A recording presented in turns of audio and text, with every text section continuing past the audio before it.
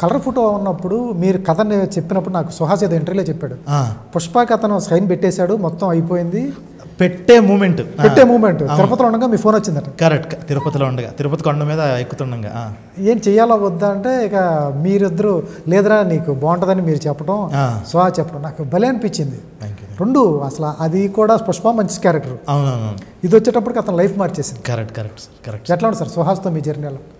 అదే సార్, ఇద్దరం అలాగా స్టార్ట్ అయిన వాళ్ళమే.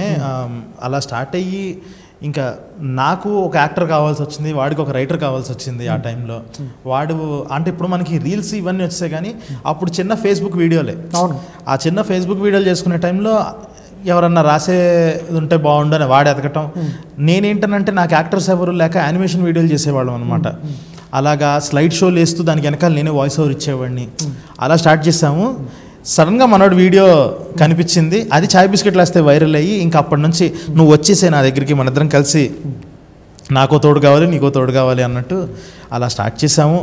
లక్కీగా అంతా ఇప్పటి వరకు అయితే బాగా వెళ్తుంది సార్. ప్రభుత్వ నియంతృత్వాన్ని ప్రశ్నిద్దాం, సాక్షి టీవీపై జరుగుతోన్న దమనకాండను అడ్డుకుందాం. తెలుగువారి మనస్సాక్షి సాక్షి టీవీ. సాక్షి టీవీ ప్రసారాల కోసం వెంటనే మీ లోకల్ ఆపరేటర్ని సంప్రదించండి.